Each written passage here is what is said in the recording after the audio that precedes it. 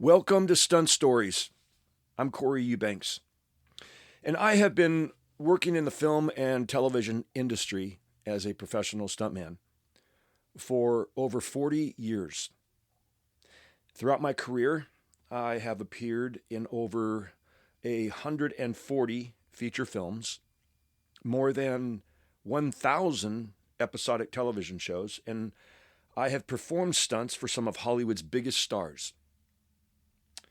I've written and directed 2 feature films, wrote, produced, and starred in 2 feature films, and I've directed 20 one-hour cable TV shows.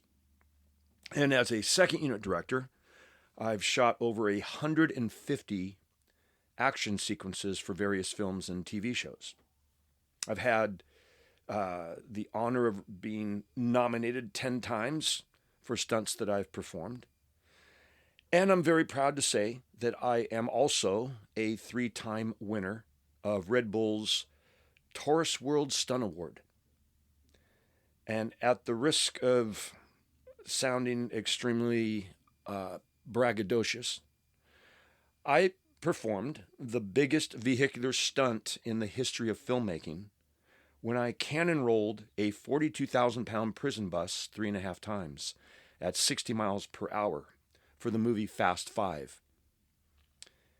Throughout my career, I've broken bones. Obviously, that happens as a professional stuntman. I've burnt flesh, received numerous stitches, 14 concussions that I can remember. I think it's 14.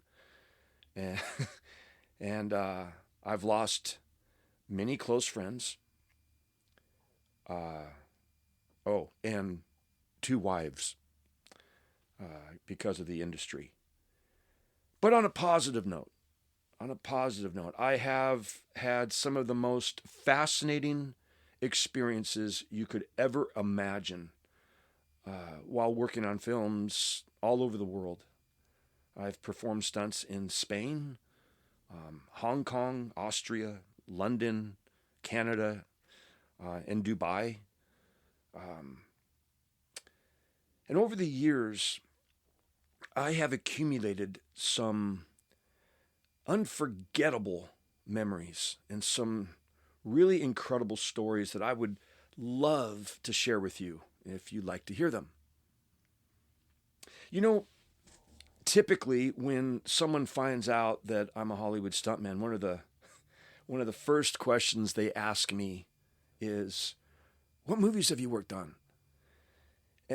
But don't worry, I'm not going to bore you by going down the whole list. But if you would like to see the list of all the movies I've worked on, you can always go to IMDb. That's the Internet Movie Database that does a pretty good job of listing the films that stunt performers have worked on.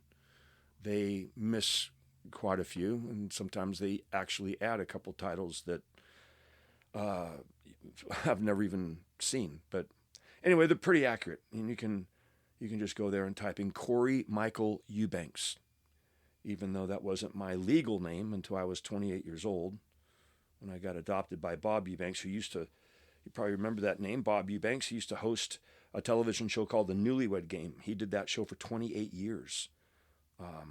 And also he was the host of the Rose Parade for like 38 years. I think he's won something like 16 Emmys. But anyway, that adoption thing at 28, that's a pretty complicated story I'll have to share with you some other time. Anyway, some of the films and television shows I've worked on include, like my very first movie for Universal Studios was called The Sting 2. And that was with Jackie Gleason, Carl Malden, Mac Davis. And I got hired to work on that film when I was 18 years old. 17 or 18. I think I was 17 actually, and then turning 18 or close to my birthday. But anyway, I used to be an amateur boxer. That was my thing. I wanted to be a professional fighter growing up. I wanted to be Roberto Duran more than anything. Studied all of his fights, tried to imitate him in the gym and in the ring, because I just thought that he was just a phenomenal fighter, everything about him. My gym that I worked out in Canoga Park was called the Left Hook Gym. My trainer was Ray Notaro. And interesting enough, Ray Notaro used to train Sylvester Stallone when they were getting ready to do the movie Rocky. The Left Hook Gym. Ray Notaro was a southpaw, just as Sylvester Stallone portrayed in the movie. And I actually used to spar with Sylvester Stallone's brother, Frank Stallone. And I sparred with Tony Danza, who used to be on a TV show called Taxi. A lot of actor and stuntmen used to work out there in Canoga Park. George Wilber was a veteran stuntman that I met there at the Left Hook Gym. And my boxing career was short. I only had 47 amateur bouts, but I competed in the Junior Olympics, the Diamond Belt, the Golden Gloves. My record was 46-1. I won 46 bouts, and I lost a rematch to a guy who literally just beat the shit out of me for 3 rounds on our rematch, and I spent 2 days in the hospital with a mild concussion and a bruised heart cartilage. He did a good job of getting revenge on me. I like to blame it on I was having girlfriend problems at the time and couldn't focus on training, and obviously he did and beat me up really good. But anyway, before all of that had happened, I was in the gym working out, and these guys came in scouting the gym. And when there's strangers in your gym, you know it right away. And so it was like, what are these guys? What are they looking at? Why are they taking pictures? And the word came to us that, oh yeah, they're looking for guys to be in this movie they're going to do. It's a boxing film. And so I went over and started showing off on the speed bag, because I used to hit the speed bag pretty good. And next thing I know, I get tapped on the shoulder, and there's like, hey, we're going to do this movie. Would you like to come down and be one of the extras in the film? And I'm like, yeah, sure. Does it pay money? Because I didn't even know what an extra was, what they got. And they're like, yeah, it's like $75 a day or something. So long story short, I go to Universal, and I'm in the background. I'm hitting a punching bag, and all of a sudden I see Mac Davis and this gentleman named Ron Stein standing off to the side, and they're like watching me, and Mac Davis keeps pointing at me, and I'm trying to, I guess, show off on this heavy bag. And then Ron Stein comes up to me and he says, hey, would you like to do a boxing scene with one of the stunt guys? And the director needs to have 2 guys in the ring sparring, and we think that you'd be perfect for it, and we can Taft-Hartley you. And I said, Taft-Hartley me? What does that mean? They said, well, you would, technically you would be doing a fight scene on camera, so that would qualify you to join the Screen Actors Guild. And I thought, wow, okay, sure. Does it pay more money? And they're like, yeah, back then, what was a daily contract? Back in 1981, I think it was like $275. Yeah.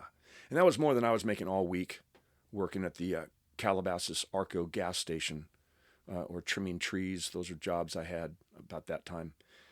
And so anyway, I did the scene, got Taft-Hartley, and I was like, this is really kind of like, I don't know, is this God telling me, Corey, go down this path? Don't be a professional fighter, become a stuntman, do that? Because you see, when I was growing up as a young boy, Bob, who raised me, because my real father left me when I was 7 years old. And so Bob stepped in, married my mom, and raised myself and my two other siblings, my brother, well, half brother and half sister, and I'll have to explain all that later. It's very complicated, but fascinating and interesting at the same time. But my dad, I'll call him my dad because he raised me. Bob Eubanks raised me, since I was 7. And I'll tell you, as I mentioned, I'll tell you later on why he waited so many years until I was 28 to adopt me. That's a funny story. But anyway, my father, Bob Eubanks, he was a weekend rodeo cowboy. What do I mean by that? He didn't compete year round. He was a team roper. He started out as a calf roper and then became a team roper. And they would go to this place in Agora Hills, called Paramount Ranch, which is an actual movie ranch where they shot, westerns and all kinds of films. And on the weekends, they'd go there. And like James Caan would show up, and Steve McQueen would be out there, and legendary stuntman named Hal Needham, and Terry Leonard, and Billy Burton, and all these stuntmen would go out there and team rope, have team roping competitions. And as a young boy, I'm 8, 9, 10 years old, I'd hear these stories, these stunt stories that they would tell. And some of them would actually go over to the Western set, and they would practice doing high falls out of windows and fall down stairs and have these horses and pretend like they were being shot and fall off of these horses. And I thought, wow, how cool. These are stuntmen, Hollywood stuntmen. And I remember one time when Hal Needham was out there, and he and Steve McQueen, and they had, excuse me, I forget who the other stunt guy was, but they had a car out there with a roll cage in it, and they had this rollover ramp. Because there at Paramount Ranch, there was this actual road course, asphalt road course, for racing cars. And they were experimenting with this rollover ramp to flip over this car. So as a young boy, you see these things, you're exposed to these things, these rodeo cowboys and these guys flipping cars and jumping out of windows and falling down stairs. And I'm thinking, wow, how cool it would be to be a Hollywood stuntman. I didn't know you can make a living as a Hollywood stuntman. Didn't have a clue. I thought it was something they did for fun, because I would have gone and done it for free because it looked like so much fun. So when that happened and I went home and I told my dad I just got Taft-Hartley'd, I'm now eligible to join the Screen Actors Guild, maybe that's what I should do, is be a stuntman, but can I make a living at it? And my dad's like, yeah, you can make a living, and I'd much rather you do that than be a professional fighter. He goes, I can't even stand watching you go fight. Matter of fact, I think my mom and my dad only came and watched me compete once or twice ever out of my 47 fights. I think at the Stardust Ballroom, or one was at the Olympic Auditorium. But they wouldn't come watch me box. They didn't want to see me getting hit. They said it bothered them. And I knew that later on, from a lot of therapy I went through, that the only reason I was trying to become a professional fighter is I was trying to win back the approval of my father, who had left me when I was 7. It's weird how your mind, your subconscious, your mind does things like that. It makes you do certain things for, you're like, why? I don't know why I'm getting up at 4:30 in the morning and running 6 miles and, working out 6 days a week. I was trying to win back my dad's approval. And then once I figured that out, it's like, well, I don't give a shit. He left me, so I'm not going to be a crybaby about it. I'm just going to go on and become a professional stuntman. So that's what I did. And that's how that happened. And it was interesting that also one of the questions you get asked when people find out that you're a stuntman, well, what training did you have? What does it take? What kind of a background? And how do you train to become what qualifications do you have to have? And it's interesting as growing up, through my childhood, the things that I have done, from the boxing, and I can't even tell you how many times I've used those skills in picture fights, the skills I've learned from boxing. There's other actors I'll tell you about that I've actually taught to box for certain films that we worked on. And growing up in Southern California, I started surfing when I was 11, 12 years old. Was captain of our high school surf team. And it's interesting how surfing actually became a very valuable skill in the picture business. Horseback riding, been riding horses since I was 2 years old. Rodeoed professionally in the PRCA, which is the Professional Rodeo Cowboys Association. I've been on over 800 bucking horses. I've been on over 300 bulls, because I also competed as a bull rider. Was not a very good bull rider, to be honest with you. Wanted to be, especially after I saw Urban Cowboy. I wanted to be a world champion bull rider, but I just wasn't gifted with that ability. I was a better bareback rider than I was a bull rider. But anyway, that also, I actually got to ride a bull on a movie, and I'll tell you about that later on. Another skill that I had growing up, my father had a ranch up in the San Ynez Valley, and we had, motocross bikes. We had my XR75 and a Honda 125, and we build motocross tracks and race motorcycles. And you think back about all the times you were jumping bikes and as a teenager and never wearing a helmet, just no pads, nothing. How we didn't break our necks or crack our skulls open, I have no idea, but we got lucky. And then also at our ranch, we had this old ranch pickup truck, GMC, step side, had like a 3 on the tree.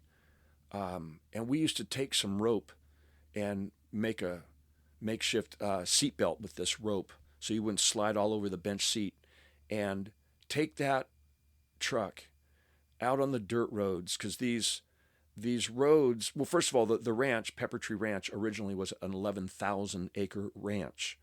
And every road that led away from the ranch looped back to it. There were 3 separate loops that would take you out over the 11,000 acres. So you could just take off in any direction you wanted, and you always end up back home. And all of those roads were dirt, gravel. I mean, perfect for just popping the clutch and power sliding and driving on gravel like driving on ball bearings.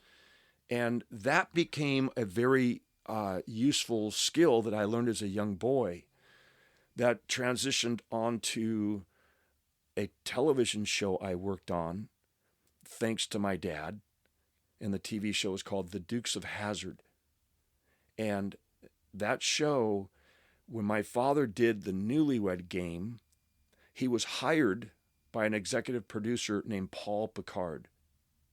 And Paul Picard later on became the executive producer of the Dukes of Hazzard.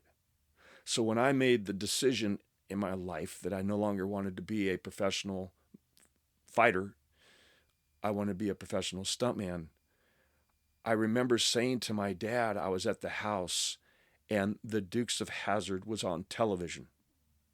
And I saw the General Lee jumping through the air, as we've all seen so many times. And I said to my dad, gosh, oh man, I'd love someday to jump that General Lee. That would be so damn cool. And my dad goes, you know what? I know the executive producer of the show. Hang on a minute. And he goes into his office and he makes a phone call. About 10 minutes later, he comes out and he says, you're going to start on the show on Monday. And my mouth drops wide open. I go, what? He goes, yeah, I just talked to Paul Picard, and he's going to have a gentleman call you named Paul Baxley, who is the stunt coordinator and the second unit director. And you're going to start on Monday. I could not believe what my ears were hearing. I was like, no way. This is, by the way, this is called nepotism. It's very powerful in Hollywood. It's very effective. It works, but it has a lot of repercussions. Let me guarantee you that. Because the Dukes of Hazzard at the time was the #1 show on television. And there was a long line of stuntmen who were experienced stuntmen who had trained and paid their dues and had the skills and the qualification to be working on that show. And they weren't, because they couldn't employ everybody. And then here comes this 18-year-old punk kid who's got a famous dad. Daddy made a phone call and gets stuck on the show, forced onto the show to be used as a stuntman. The group, the core, the family of stuntmen that were already on the Dukes of Hazzard, they did not like me at all, and made it very clear that they were going to, well, we can't fire this kid. Hey, we can kill him. We could try to kill him. That, I will tell you, almost happened a few times. And I'm not even kidding. The things that they did to me, they tortured me. The things that they did for the first season, I'm not even sure that I will share with you some of the stories, because it's just beyond believable. I will share quite a few with you that are humiliating and embarrassing, physically abusive, mentally abusive, and was really a few times they almost succeeded. I can remember pulling over on the side of the freeway a couple times driving home and just, I mean, almost bawling like a little child because I'm like, I can't take this. And then I thought to myself, wait a minute, Corey, you know, you're a fighter, and take that approach. Like, this is a fight and they're trying to beat you up, and don't let them win. And that eventually succeeded, because I ended up working on the Dukes of Hazzard for 4 years until it got canceled, until it was taken off the air. I ended up doing 87 episodes on the Dukes of Hazzard. So going back to the titles of the movies and TV shows, as I mentioned to you, that my first one, very first, The Sting 2, then the Dukes of Hazzard television show. Then I worked on a very funny show called Revenge of the Nerds. That was my first time working on a feature film on a distant location. Then I worked on a movie I thought was the silliest script I've ever read. I thought it was completely ridiculous and was going to be a complete flop. But it ended up being one of the highest grossing films at that time. It was called Pee-wee's Big Adventure. And I was hired to be Pee-wee Herman's stunt double. Now, that was good and bad, because I knew I was going to be extremely busy performing stunts throughout that film. One of the reasons I was hired to be Pee-wee Herman's stunt double was the stunt coordinator knew that I used to ride bulls professionally, and that was one of the scenes that Pee-wee had to get on a bucking bull. But that didn't go so well for me that day down in Costa Mesa, I think it was, because this bull that came out, his name was T.J. Hooker, and Tom Mitchell was the stock contractor, and this bull liked to sling his horns back and try to hook you. And when they opened the gate and he jumped out there and made a quick turn to the right, I rode left-handed. I started to fall off to the inside, which they call that down in the well. And this bull just started hooking me. And the next thing I know, he knocked me unconscious, because the next thing I know, I'm waking up on the lane in the rodeo arena, and someone's tugging on my boots and pulling my boots off and pulling my pants off. And I'm like, what the hell is going on? And they needed the wardrobe off of me, because they're going to take me to the hospital, but they're going to take the wardrobe off of me and put it onto another guy named Mike Watson, who was also, at the time, one of the best bull riders. I used to idolize this guy. He was phenomenal. And he was just there working as an extra. He was there working as an extra in the movie, and stepped up and said, hey, I ride bulls. And he got on. So in the movie, if you watch it editorially, the gate cracks open. The first couple of jumps is me. Then they cut to Paul Rubens, who's Pee-wee Herman, on this bucking machine. A very tight shot. You don't know he's actually on this El Toro bucking machine. You think he's riding a bull, but it's close-up of Pee-wee. And then the next cut is of Mike Watson riding this bull that sent me to the hospital. And I got to tell you something. Going to the hospital dressed as Pee-wee Herman, you know, with your gray suit and your little red bow tie and the little rosy cheeks that the makeup department would put on you every morning and wax your hair straight up. Arriving in the emergency room dressed like that, and nobody knows that you're working on a movie and that you're, you know, a Hollywood stuntman. No, they just think you're some weird dude that likes to dress funky, and it's embarrassing. It's a little humiliating. And actually, I had to go to the hospital twice dressed as Pee-wee Herman. That was just the first time. The second time on that movie, I had to jump this bicycle, Pee-wee's bicycle, over a 17-foot high chain link fence, 17 feet high. And I went 172 feet off this ramp to make it over that 17-foot high chain link fence. And you think, well, gosh, you must have been pedaling really fast, Corey, to go up this ramp. No, I was being pulled by a cable system. This VW engine was rigged up to be a winch system. But the VW engine was being powered like on handlebars, like you would let out a clutch on a motorcycle and give it throttle. But it had a stick shift in the middle. So Bruce Robles was the special effectsman who was operating that. And we did some tests the week before and built 1,000 cardboard boxes and built a huge 3-layer high catch pad that you can't possibly miss. There's no way you're going to miss this. It's so huge. And we put 2 poles and a rope that was 17 feet high to simulate the height of the fence. And I had my helmet on. And because, see, I also, one of the things, as I was telling you, when you grow up, things that you have done as, through your childhood that then transition into, as a professional stunt performer. I also used to race bicycle motocross. That was one of my big things in junior high.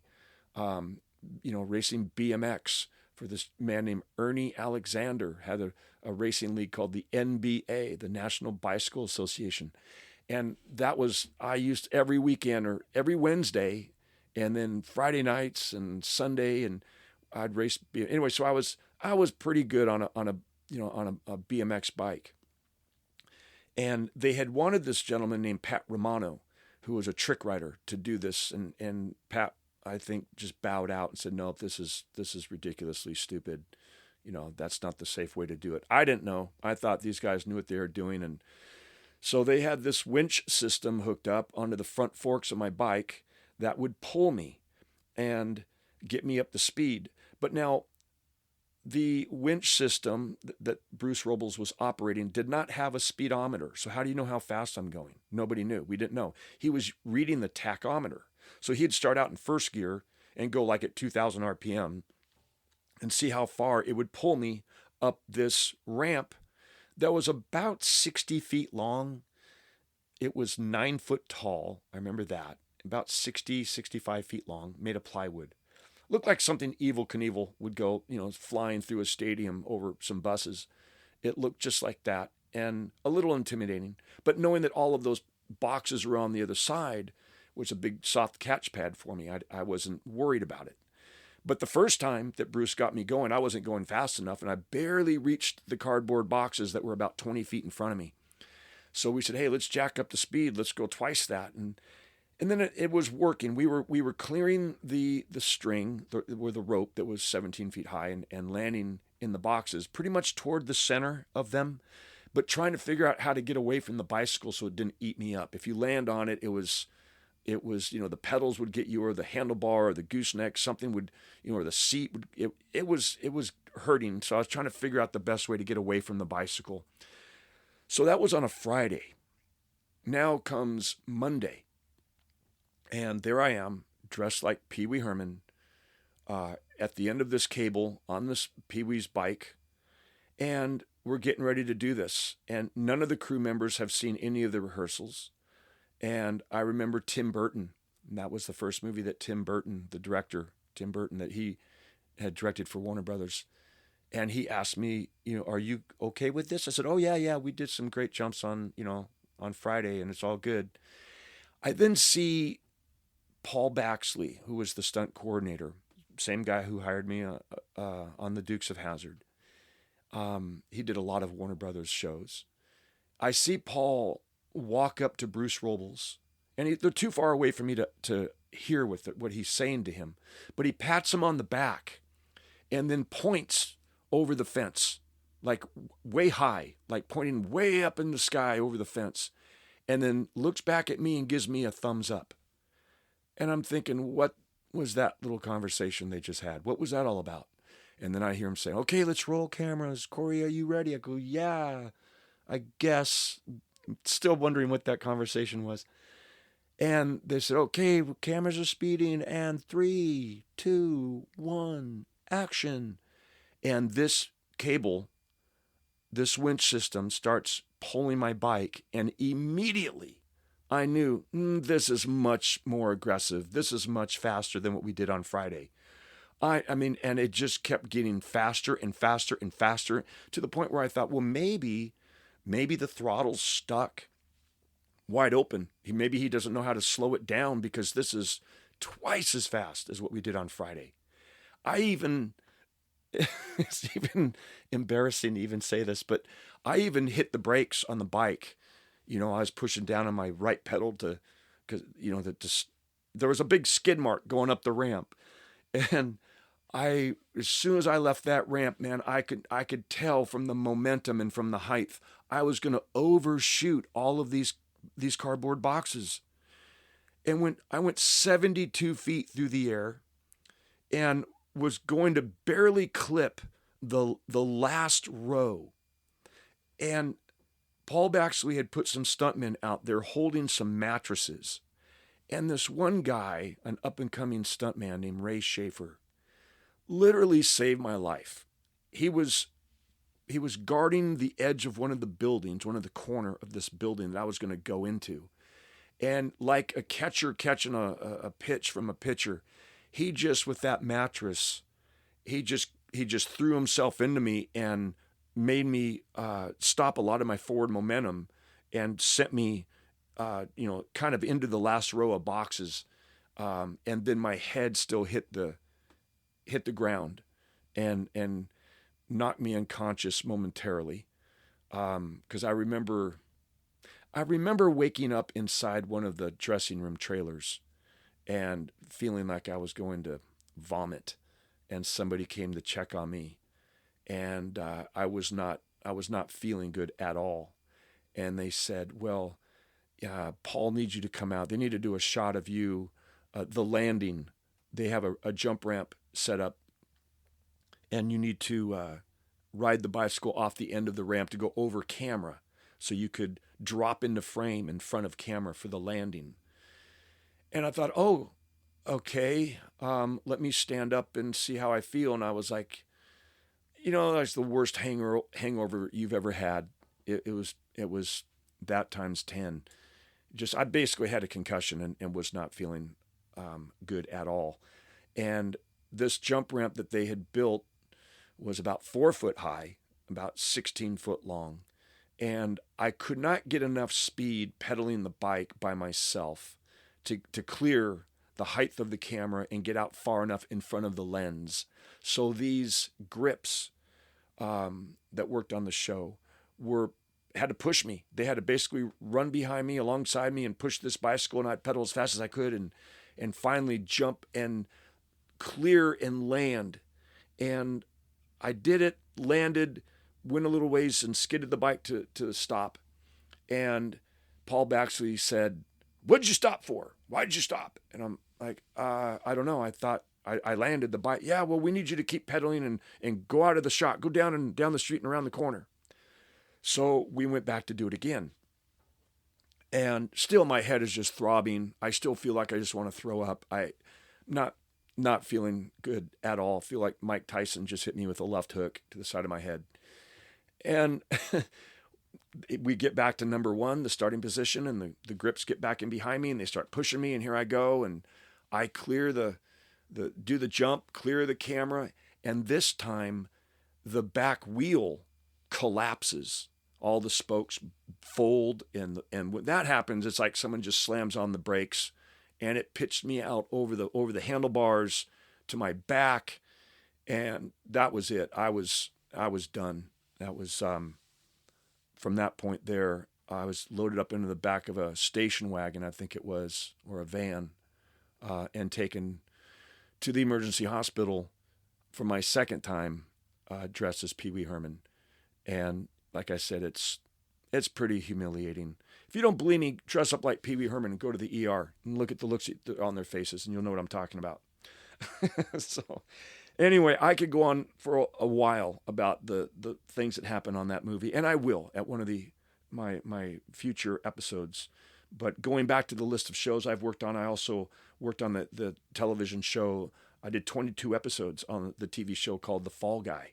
Got to jump the Fall Guy truck.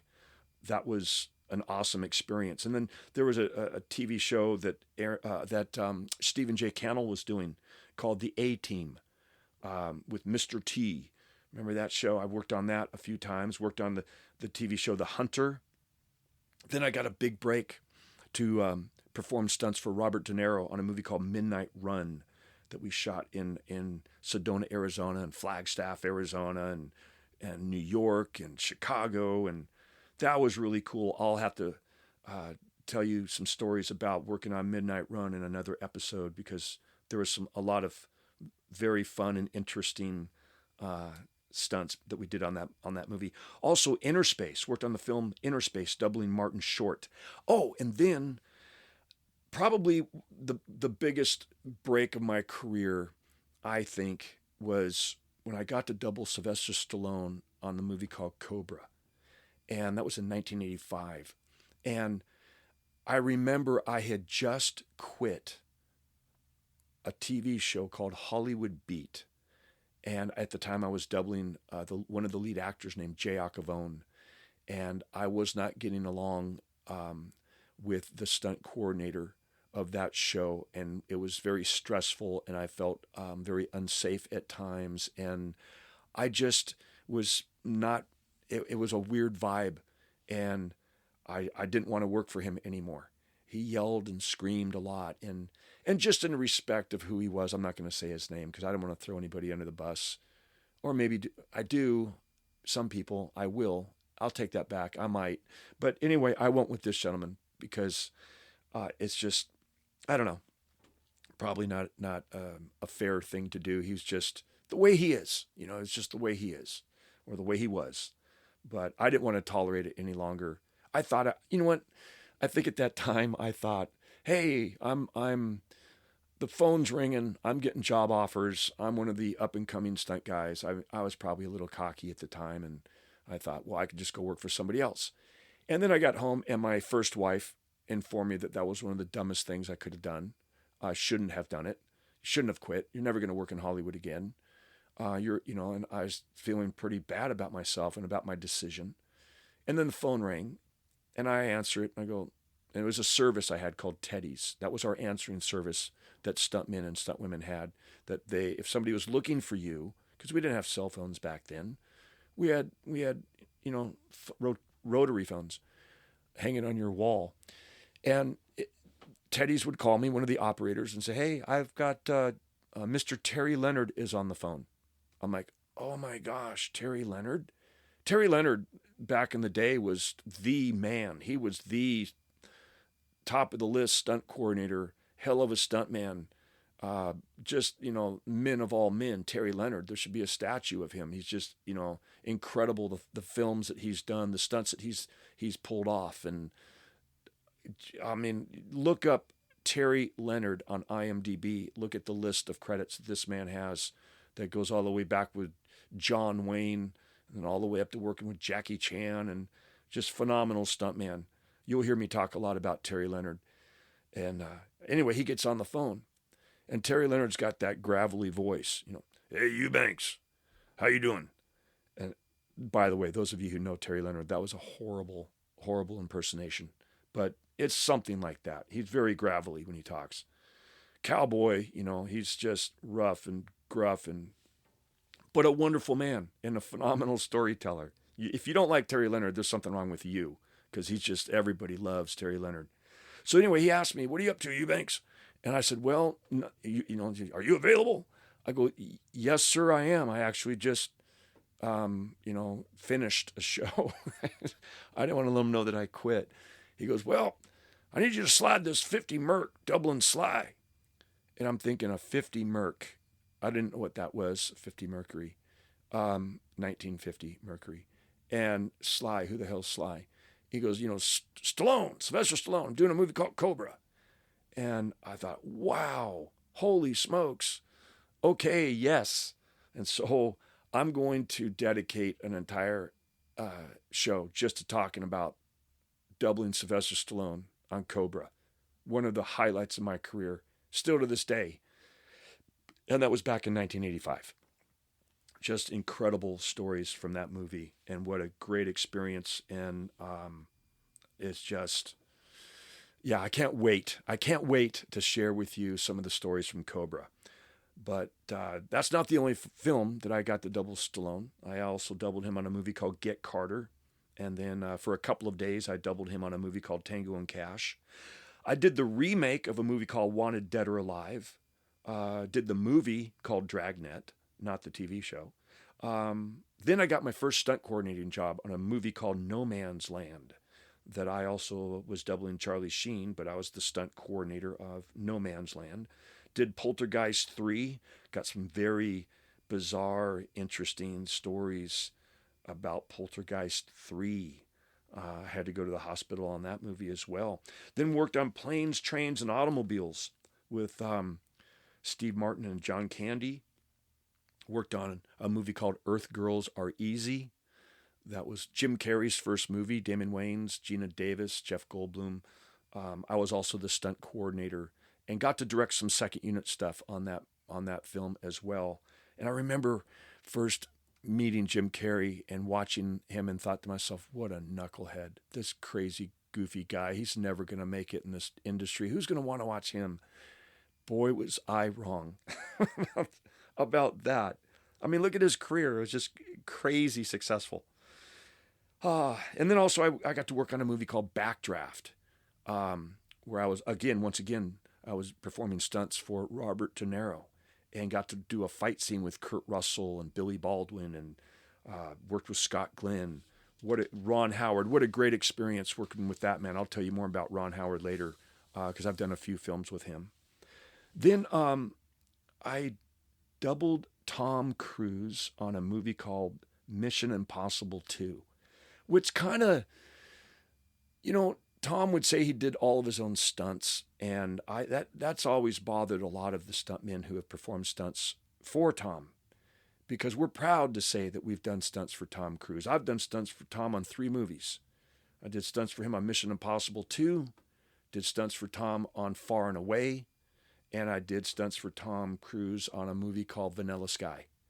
But there's a lot of guys that did stunts for Tom Cruise. Buddy Joe Hooker, Keith Campbell, Jimmy Roberts, Casey O'Neill. There's a lot of guys who did stunts for Tom Cruise, but yet he'll say he did all of his own stunts. Matter of fact, he got mad at me because one time I was on a guest on the Howard Stern show, and Robin, his co-host, she goes, "Well, Corey, how do you claim that you were Tom Cruise's stunt double when we all know he does all his own stunts?" I said, "Well, that's not true, Robin. He does not." And she goes, "Oh, are you calling Tom Cruise a liar?" I said, "Well, if he's saying that he does all of his own stunts and there are no stuntmen performing stunts for him, then he's not telling the truth. And if you're not telling the truth, I guess you must be a liar. I mean, what are you? If you're not telling the truth and you're telling stories that are not truthful, I guess that's called lying. Yes, then I would say he's a liar." So now I'm working with Tom on another movie in Boston. It was called Night and Day. And this is after I've worked with Tom on 3 feature films, spent, numerous hours and, weeks, months together, working on set and hanging out with him in his bus and, and just, good friends, I thought. And now he won't even talk to me, walking right by me, and won't look at me. And so I'm like, what the heck is going on here? So I went up to him. I said, "Hey, Tom, Corey Eubanks." And he looks at me and he goes, "Yeah, I know who you are." I go, "Is there a problem?" He goes, "Yeah, I don't appreciate what you said on the Howard Stern show." I go, "Oh, why? What did I say?" He goes, "Well, you said that I don't do all my own stunts." I go, "You don't?" And he goes, "Corey, no, you don't understand. See, when I'm performing a stunt, I'm doing my own stunts." And I said, "Tom, that is a play on words, because the way the rest of the world perceives that is that you don't have any stuntmen at all doing stunts for you." And he goes, "Oh, no, that's not what I'm implying at all. That's not what I'm saying at all." I go, "Then why don't you just go back on the Howard Stern show and let them know that and clear it all up? Then we won't have a problem." And then he just walked away from me. Wouldn't talk to me for another, I don't know, week and a half, 10 days, until he had to jump from the rooftop of one car onto the rooftop of my car while we're traveling. And the system that Greg Smurs rigged up is genius. What he rigged up was kind of like, when you go to the gas station and they've got the air hose and you can pull it out at, 20, 30 feet, and then it will not retract until you tug on it one more time, and then it wants to retract and roll itself right back up on, springs rolling it back up. Well, they rigged up this system that's similar to that was interior underneath the rooftop of my car, that went through a hole in the ceiling that went across to another van that Tom was on that had this float rig. They have a steel rod that comes up with a half belt. It's a steel belt for like on the floats. I know this because my dad did the Rose Parade, and I used to see these float rigs that they'd have that for people who are on a float so they don't fall off. So that is similar setup for Tom Cruise. And as we're traveling, like, I don't know, 20, 30 miles an hour, and he would make that jump, that cable would actually retract and pull him right to the rooftop of my car. But because I now, if I screwed up, if I accelerated too fast or swerved to the right or swerved to the left or hit the brakes, he's not going to land on the rooftop and he could potentially get seriously injured. So that day, he was really nice to me, which I then kind of, being a brat, I kind of played his hand and kind of like, dissed him a little bit. Like, yeah, we're not friends. I'm just the guy driving the car that if I screw up, it could take your life. No, I'm kidding. It was all good. It was all good. But yeah, it's just funny some of the egos in the industry, myself included. I can't say that I don't have an ego. We all want to be praised for our accomplishments and yeah, I think a lot of stuntmen, well, I know a lot of stuntmen, myself included, we have egos and sometimes spend a lot of time and effort trying to keep our egos intact.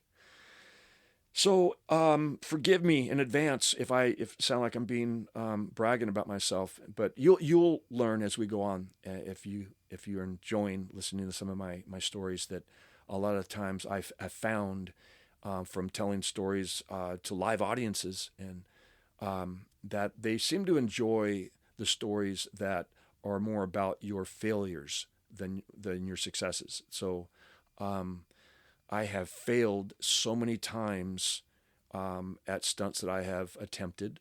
I have made so many mistakes. And they say you learn from your mistakes. So if there's any truth to that saying, then I must be a genius, because I have learned so much because I have made so many mistakes.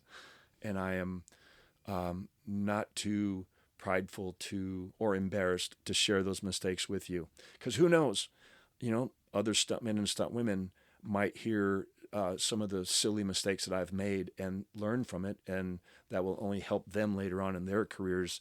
Yeah, don't do that stupid thing that Corey did when he got hurt and went to the hospital. So anyway, going back to this list of some of the films that I've worked on, I think I mentioned to you the movie Taxi. I worked on Ocean's 11, doubling George Clooney. What a classy guy. What a great man. But you know what? Put all political views aside and all that garbage. Just as a human being, really a nice man, funny, talented. I've got a great story about working on set with him, being a stunt double on his 40th birthday. But I need to dedicate a lot of time to that, so I'll tell you that story on another day. But I will leave you with a little tease, is the rumor floating around Warner Brothers that day was that I punched George Clooney in the eye on his birthday. That did not happen, but that was when you hear the story, it'll all make sense. But that was the rumor floating around Warner Brothers. Yeah, did you hear Corey punched George Clooney in his eye on his 40th birthday? But it didn't happen. Anyway, let's say I think I mentioned to you the movie Date Night. Did I mention that? Yeah, Date Night. I doubled Steve Carell on that. I won my second TAURUS World Stunt Award on that movie. And then I worked on the movie down in South Beach, Miami, called Too Fast, Too Furious. And that's where I first met Paul Walker. What a wonderful human being he was. Paul Walker came and sat in my car with me. We were filming on the freeway and sat there, and we were talking about all kinds of stuff, girls, relationships, playing guitar. Learned that he was from Santa Barbara. I lived up near Santa Barbara. What a great human being. What a great loss. Gosh, if everybody could be like Paul Walker, the film industry would just be such a much better place to work in. But then I went on and worked on Fast and Furious 3 Tokyo Drift. Got married to my second wife on a Saturday. Started working on Fast and Furious 3 Tokyo Drift on Monday with my bride as my passenger, because I I got her involved in the stunt industry. She was doubling Nicolette Sheraton and Jessica Simpson and a few other actresses and whatnot. But yeah, Terry Leonard, remember that name? Yeah, Terry Leonard. He was the stunt coordinator, second unit director, and he said, as a wedding gift, I'll hire your bride so you'll get 2 paychecks. I thought, oh, this is working out great. I got married, got my second wife, and I'm making money off of her. But I'll have to tell you some stories about that. That was a great, great experience working on that. A lot of fun working on Fast and Furious 3 Tokyo Drift with my second wife, Sally. I'll have to tell you about that. I say my second wife because we got divorced. Took 7 years. 7 years because the lawyers, you know what? Those frickin' lawyers, you got to stay away from them if you're going to get a divorce because they just drag it out. And I mean, 7 years? It took 7 years to get divorced. It should take 20 minutes. Like my first wife and I sat 20 minutes, we were done. This, they find out, oh, you're in the entertainment business. You know, you make money. 7 years. But guess what? We're back together. Yes. After 7 years of divorce, going through a divorce for 7 years, and now we're back together, if you can imagine that. I'll have to tell you all about that another time. But yeah, just throwing it out there that anything is possible. Anything is possible. This is crazy. Life is crazy. Crazy things happen. Can't believe everything you hear. Can't believe everything you read. Sometimes love prevails. It's just, anyway, that's a whole nother episode, a whole nother time, a show I will share with you some crazy things that went on through that 7 years. But because, yeah, the film industry is brutal on relationships. I will tell you that. I think in the Screen Actors Guild, the divorce rate is over 95%. Yeah.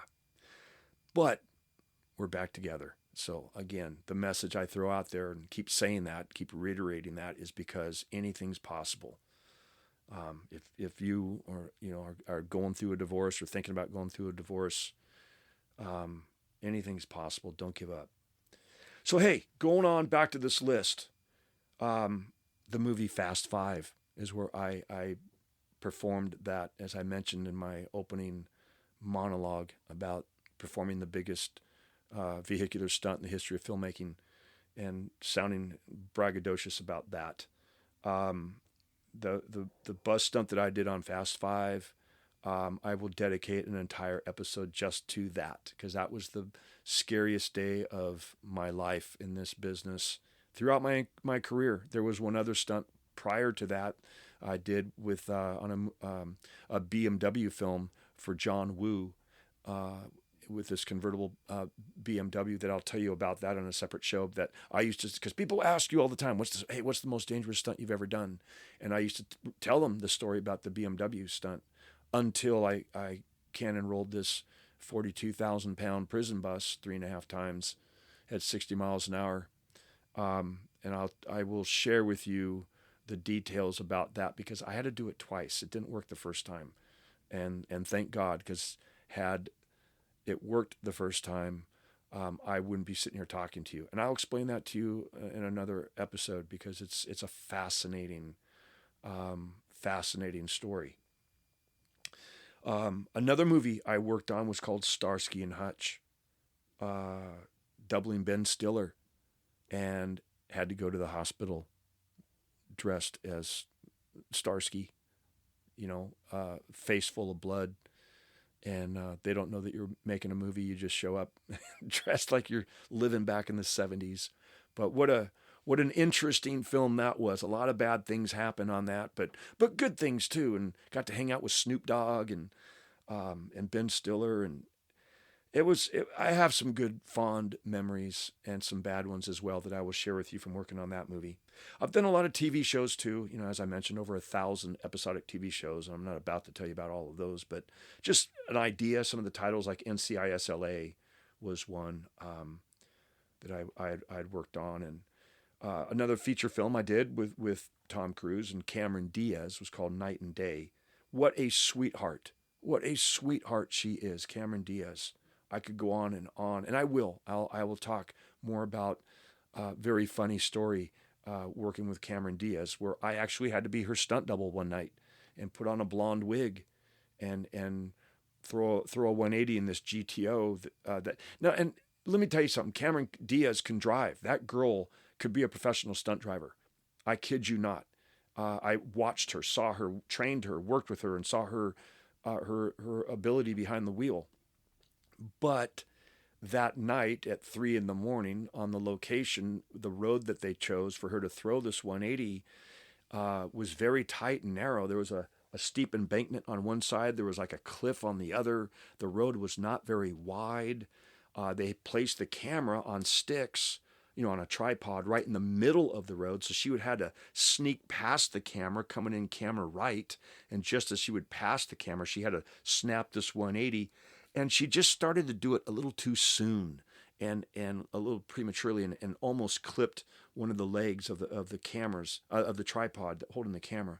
And it freaked out the camera guys. And they're like, no, we're not comfortable with her doing it. I knew she could pull this off. I think she knew she could pull it off. That was like her first try. That was her first attempt. But the crew members were not comfortable. So Greg Smurs, who was the stunt coordinator, looks at me and says, "Hey, Corey, how do you look with a blonde wig?" And so I had to go throw on a blonde wig and perform that stunt for her. But what a great, great person, Cameron Diaz. A lot of fun working with her. I'll tell you more about a funny scene where she was climbing over me in the back seat, and I kept making comments because her armpit was in my face, and to shut me up, she would take these little caramel candies and shove them in my mouth, so I couldn't make comments and say I had to keep my mouth shut because I was chewing caramel. It worked. It was clever. I got to give her that. Let's see what else. Transformers. I've did the very first Transformers movie. Actually, I've done every single Transformers movie. The Transformers 2, 3, Transformers 4, Transformers 5, and just finished recently working on Transformers 7. But the first Transformers movie was a lot of fun. I had a great time working with Michael Bay. Had only worked with Michael one other time prior to that on a movie called The Island. And he was pretty intense. And a lot of people were intimidated by him, but he did not know that I had spent 4 years on the Dukes of Hazzard working for Paul Baxley, who was the most intimidating director ever. And I was used to it, and I wasn't affected by it, and I kind of enjoyed it. But I just knew that Michael Bay, his passion for filmmaking was just so off the charts that this guy's just totally into it. So I appreciated it. And working on a Transformers movie was like going to the Super Bowl. I mean, we were doing big, big stunts every single day. And I say that through a 40-year career working on a lot of movies and a lot of TV shows. Until you've done the duration, worked all from the beginning to the end on a Transformers movie that Michael Bay is directing, you haven't really experienced the level of stunts that is possible. It's just crazy, fun, exciting, adrenaline pumping through your veins, sweaty palms. Nope, let's shoot the rehearsal. That type of thing that you got to be on your A game with him, or you're going to go to the hospital, or you're going to screw up a stunt that's going to cost hundreds of thousands, maybe more. Production because you screwed up. It was a lot of fun, and that's where I first met Megan Fox on the first Transformers movie. I didn't even know who she was. They just pulled up in a van one night, it's like 3 a.m, and Shia LaBeouf climbs in, and I didn't know who he was. And the first AD is like, "Yeah, they're going to be riding in the car with you," because I was driving Bumblebee. That was my thing. I would drive the Bumblebee car in every single Transformers movie, and on the Bumblebee movie, driving over the last shot in the movie, driving over the bridge, the Golden Gate Bridge. But that was the majority of my work on Transformers, was driving the Bumblebee. I would drive other vehicles and and play other parts. I've played cops and army guys and drove other vehicles. I actually on Transformers 5, I was Mark Wahlberg's stunt double driving. I didn't do the full figure stuff for him. I was just doing some driving stuff for him because Sean Graham, who has been Mark Wahlberg's stunt double for decades, has doubled Mark more than any other stuntman in the industry. Sean was out of the country and was not available, so they would slap a wig on my head, and I jumped in and was Mark Wahlberg's driving stunt double on the Transformers 5. But what a great guy, Mark Wahlberg. And man, can he throw a football. We were in Chicago on set waiting for him to set cameras, and he and I were playing catch, and he kept backing up, and I'm throwing the ball. I'm like, that's about as far as I can throw. And he'd back up another 5-6 yards. He'd throw it again. I'm like, gosh, this is going to really wrench my shoulder. I'm throwing with everything I had. And he'd catch it, and then he'd throw back, and he'd throw it way over my head. Matter of fact, he threw it over my head. We were up on a bridge, and it bounced over the railing and went down into the water. And they had to go retrieve this football because this one football that Mark Wahlberg had, he took all over the world. It was like a very special football to him, and they got it back. But what a great guy to work with. A workaholic, really, professional, great to the crew, just a great human being. A lot of fun to be around. Mark Wahlberg, gosh, what a great guy. As I say, there are some really good guys and girls in the industry. There's a lot that just suck. A lot of them with attitudes and egos that you just want to just, I don't know. It sucks the fun out of it, but not Mark Wahlberg. What a great guy. Also, I worked on a TV series called Lethal Weapon. Did the pilot for that, and then did, a whole bunch of episodes working for Tim Trella, who was the stunt coordinator, second unit director on the Lethal Weapon TV series. A lot of fun on that show. I was really, really sad to see that show get taken off the air. Also have done quite a few episodes on the TV show called SWAT, and working for Charlie Brewer and Austin Brewer, and just so much fun. They do huge stunts on this TV show. It's like making a mini feature film every week. Great crew, great guys, a lot of fun. I worked on a TV show called Criminal Minds. I did a film doubling Arnold Schwarzenegger called Terminator Genesis. And I'm not even close to Arnold Schwarzenegger's size. I'm only 5'9" and like 180, 185. But in a armored truck, you can't tell. And so I can say, yeah, I doubled Arnold Schwarzenegger. I worked on a film called Horrible Bosses, and a TV show called Entourage. Did a feature film called Killers with Ashton Kutcher, and Mr. and Mrs. Smith with Angelina Jolie and Brad Pitt. Anchorman 2. Did a movie called Deja Vu. Tell you more about that later, working with Tony Scott. What a great guy he was. So sad that that he ended up taking his own life. I guess he had some demons that he just couldn't deal with, and unfortunately decided to take his own life by jumping off the Vincent Thomas Bridge. But what a great filmmaker. I did a couple of things with him. When I did another BMW film called Beat the Devil, where I got to drive around Las Vegas, middle of the night, on the streets with James Brown as my passenger. You get some looks. Trust me, when you got James Brown riding in your passenger seat of a convertible BMW and you're driving around Las Vegas, you turn some heads. That was a fun night. This one lady didn't think it was him. She goes, "You look nothing like the man."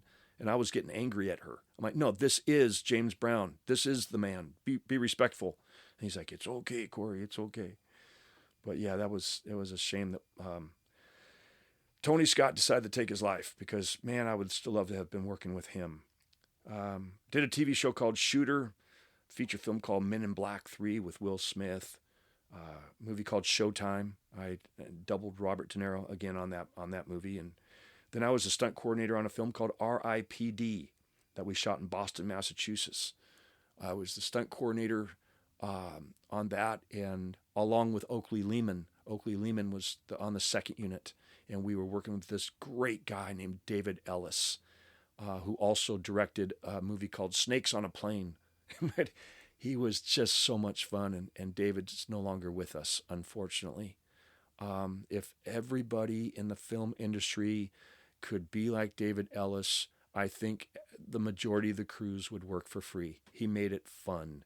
He was just an awesome, awesome man, and so missed by so many. What a great guy, David Ellis on R.I.P.D. That was with, who starred in that? That was Jeff Bridges and Ryan Reynolds and Kevin Bacon.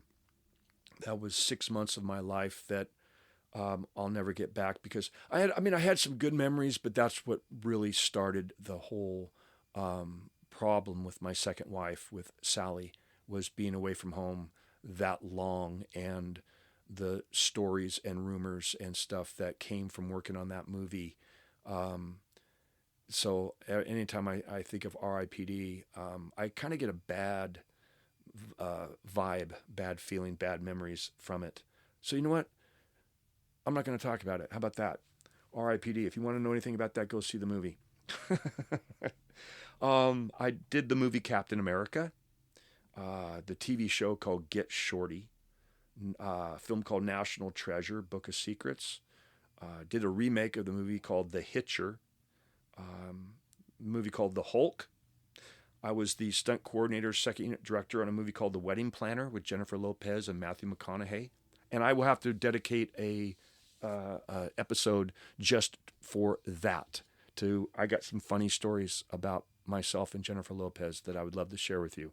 And also Matthew McConaughey, great guy, nice man, not a very good horseback rider, and I'll tell you more about that later. Did the movie Me, Myself, and Irene, another movie with Jim Carrey that we worked on together. Did one of the Star Trek movies called Insurrection. Did a movie that had a lot of, I think won some awards. It was a pretty cool film called Straight Out of Compton that I worked on. That was, I forget what year that was, but that was a lot of fun working on that movie. You know, then also you get asked when people find out that you're in the entertainment business, they want to know, well, what famous actors have you worked with? Not necessarily have you performed stunts for. And I can't go through the whole list because over 40 years, but I'll just kind of, I compiled some. I'll just kind of give you a rough idea of some of the actors and actresses I've worked with. Not performed stunts for, but just, we worked on the same movie and maybe in a scene together, or some stunt sequence that we were both involved in.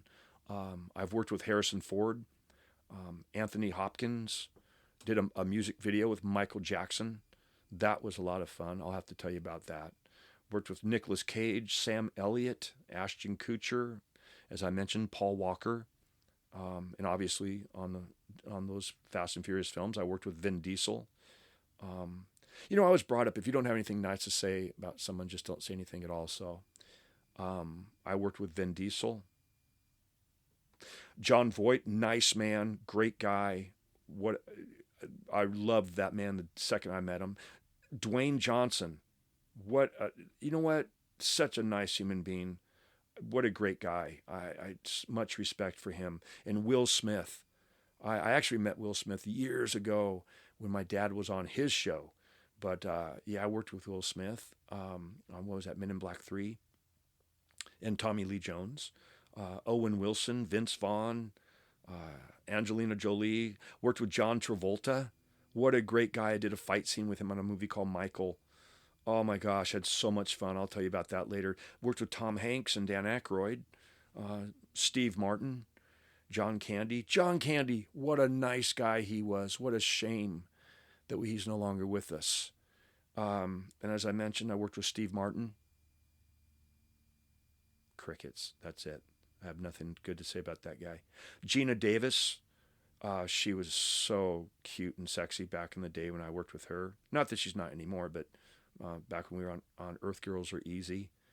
Yeah, she was, remember her and what was that? Thelma Louise. Oh my gosh, I had such a crush on her back then. Worked with Sean Penn on a film that he was directing called Indian Runner. And as I mentioned, Jennifer Lopez. Worked with Demi Moore. I've done a couple films with Demi Moore, but got fired off of a film because of Demi Moore. because we were talking. We weren't flirting. We were just talking. And then she was dating Emilio Estevez at the time, and he saw us talking at base camp. And next thing you know, I'm boarding a plane flying home from Sacramento. So, worked with Demi Moore, as I mentioned, Snoop Dogg and Cameron Diaz and Kurt Russell, and Scott Glenn, Nicole Kidman, nice lady. Did a music video with Adam Levine. Worked with Pamela Anderson. Actually worked with her on a movie called Barbed Wire. And then actually I directed one of the episodes of a show she was starring in called VIP. And worked with Robert Patrick and Brad Pitt. There's a lot of actors I'm probably leaving out you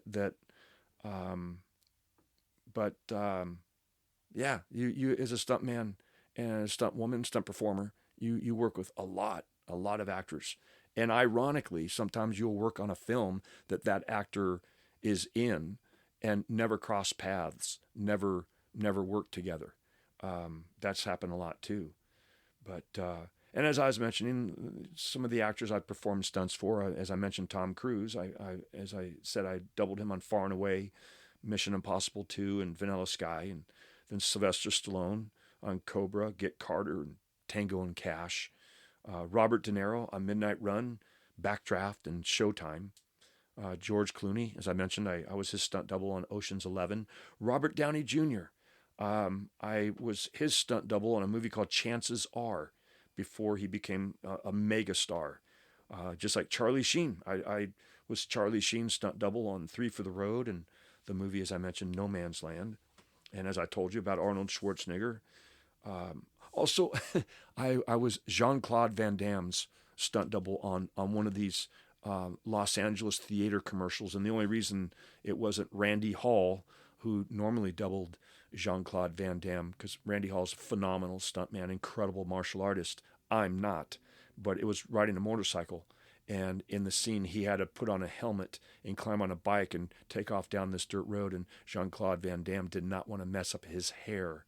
The martial arts kick-ass sensation guy, action star, didn't want to mess his hair up. So they had me do it. Interesting, huh?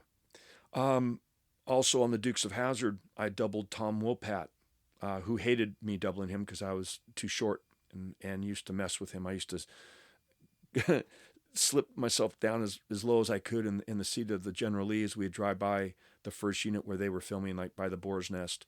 Like an 8-year-old kid who could barely look up over the dashboard, and I'd see him seeing me, and he hated that. So he'd send notes up the second unit where we were and say, "Hey, tell Corey he needs to sit on a couple furniture blankets because he's too short, and I don't want people thinking that I'm short."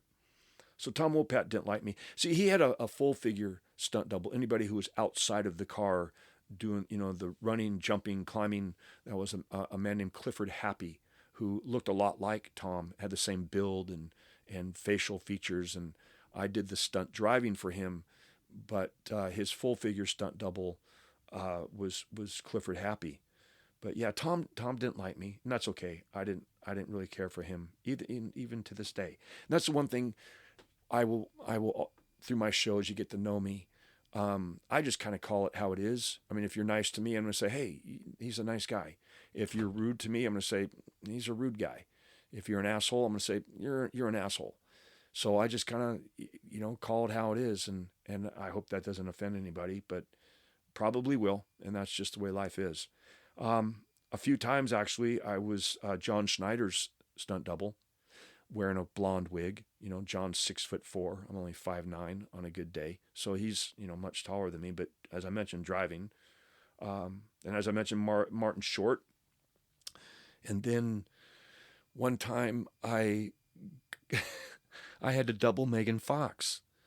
There was a scene on Transformers, and there were 7 stunt women working that day. 7. And none of them wanted to drive this tow truck backwards down this alleyway and throw a reverse 90 and take off down the street and pitch it around the corner, because they were worried about Michael Bay yelling at them. So Kenny Bates, who was the stunt coordinator at the time, came to me and said, "Hey, Corey, we're going to have you double Megan. And I said, oh, okay, great. I'm going to have all the stunt women now hate me. So I had to go to them and kind of ask, are you guys okay with this? They're like, yeah, no, go ahead, Corey, go ahead. We don't want Michael Bay yelling at us. So I go to base camp and go up into the makeup trailer, and they put this wig on me, and wardrobe hands me this blouse, and I go in my dressing room and I put this blouse on, and right when I come out of my dressing room, come down the steps, around the corner comes Megan Fox with a couple other of her crew, and she stops and stares at me with this look of horror on her face, and she goes, oh my God, I don't look like that, do I? I go, you know what, Megan, matter of fact, yes, you do, because just a few minutes ago, these people across the street were yelling, Megan, hi. And I go, no, I'm not Megan, I'm Corey, I'm her stunt double. And she goes, oh my God. And I go, no, I'm just kidding, that didn't really happen. And I said, but just so you know, throughout the day, not that it's a competition between you and I, but the majority of the guys on set, they're going to be looking at me. Okay, not at you. And she just kind of shook her head and walked away. Because I made a horrible looking Megan Fox double. I've also performed stunts for Frank Grillo. And as I say, if I don't have anything nice to say about anybody, I'm not going to say anything at all. So let's move on to Jason Bateman. Oh my God, what a great guy. Jason Bateman. You guys, I'm telling you, and what a talent. I mean, the man, I worked with him on Identity Thief. I was his stunt double on Horrible Bosses and this film called Bad Words, that he was not just the star, and I think he was one of the producers, but he was actually the director of that. And it was just such a joy to work with him. See, he can drive. Jason Bateman is a hell of a driver. He races and is very skilled behind the wheel. In this one particular scene, I had to drive this police car and down the street and toward camera on a crane going straight at lens. As the crane boomed up, I was going to pitch the car sideways and power slide it through this intersection and race off through the neighborhood. And so I did that. And I was pretty proud of how it went, how I performed. I thought, wow, that was a pretty impressive slide, and they should have really liked that. And I'm driving back toward camera, and Jason walks up to my window and he goes, Corey, we're really seeing from where camera is, we really see that it's you. We could, right through the windshield, we could tell it's not me. So I think I'm going to have to jump in here and do this stunt myself. And I go, oh, okay, Mr. Producer, Director, Actor, now Stunt Guy. Go ahead, have at it. Good luck. So he kind of gives me this little grin and climbs in. And he goes down the street to turn around to get to the number one starting spot. And to be honest with you, as I'm standing there on the sidewalk, feeling like I just got, kicked out of the car, there's a part of me that was like, I can't wait to see this guy, see him fail, just wash out or overslide and crash into the curb or do something to humiliate himself. Honestly, there was a part of me that was kind of hoping for that. But that's not what happened. He comes flying down the street, hauling ass, much faster than what I was going, pitches this car sideways, does this beautiful sideways drift through the intersection, and just gets on it and races off down the street. And even the crew was hooting and hollering and clapping like, wow. And I was like, oh my God, are you kidding me? And so he turns around and he drives back, and he's coming back. I know I could tell he's coming up to me. He wanted to hear what I had to say or say something to me. And so I pretended like I didn't see it. It's like your buddy you're playing basketball in your front yard, and he makes this incredible shot from, top of the key, and it's nothing but net. And you look away real quick like you didn't see it. And your buddy's like, did you see that? And you're like, no, what are you talking about? So that's what I did with Jason. He pulls up and he goes, what did you think about that? I go, about what? He goes, well, the slide I just did. I go, oh, I wasn't paying attention. I was looking over here and I didn't see it. He goes, yeah, you saw it. I go, no, I didn't. He goes, yes, you did. It was just his humor. And what a great guy. So much fun. Talented guy. That Jason Bateman. And also I've doubled Steve Carell. I think I mentioned that on Date Night and Ben Stiller. Doubled James Franco on a movie called Pineapple Express. And then for a couple of nights, I doubled Justin Bieber on a music video, if you can imagine that, because they were using a 1969 Dodge Charger. And the owner of the car said, nobody can drive that car. They're too hard to handle unless you get one of the stunt drivers from the Dukes of Hazzard. So Eddie Braun, who was the stunt coordinator on that music video, called me and told the guy, I've got a guy, Corey Eubanks, who drove that car, the 69 Dodge Charger, the generally, for 4 years on the Dukes of Hazzard. And he goes, okay, well then he can do it. So I doubled Justin Bieber on that. And also I've doubled Jay Leno years ago on a feature film called Collision Course when we were back in Detroit. And what a funny guy, Jay Leno. I didn't get to know him too well, but hanging out on set with him a little bit, I didn't even know that he was a stand-up comedian. I just thought he was a funny guy, But also, through my career, it's kind of a normal transition for stuntmen and stunt women to gravitate from being a stunt performer into being a stunt coordinator, and then becoming a second unit director.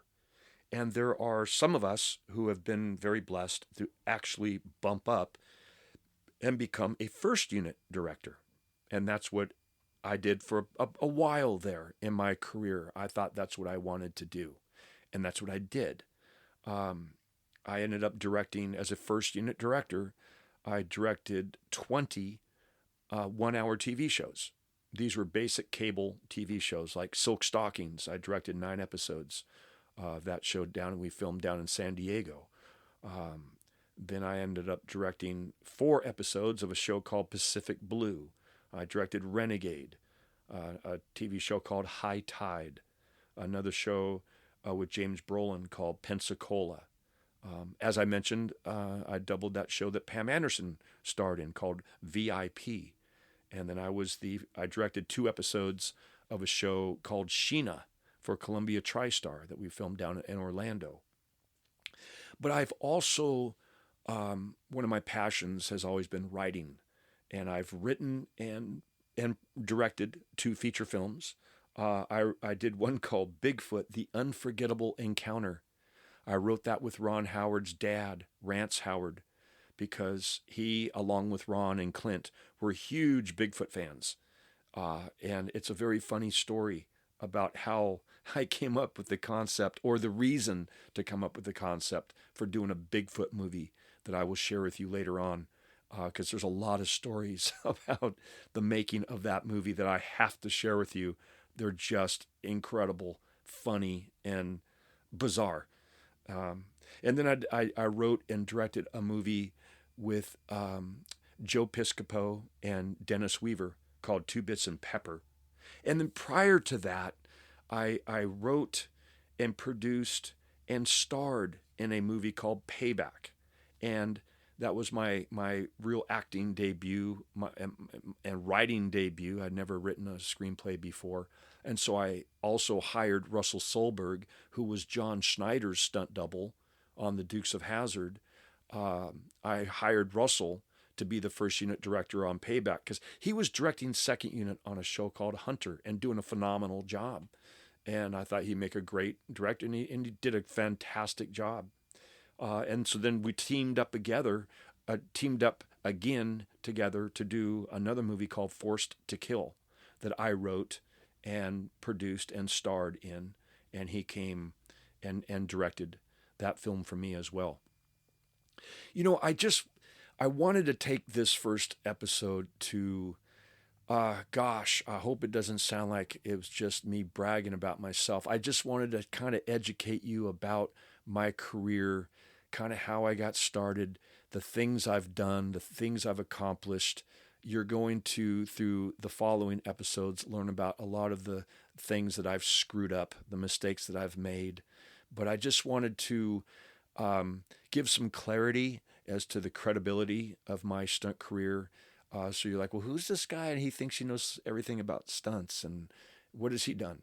So hopefully, for those who are going to listen to episodes to come in the future, they will have heard this one and know that, yeah, this guy's been around a while. He kind of knows what he's talking about. And so it kind of gives me the clout, I guess, to tell stunt stories. And I hope that you enjoyed this one, this episode, and that you'll come back and listen to some more. Thanks.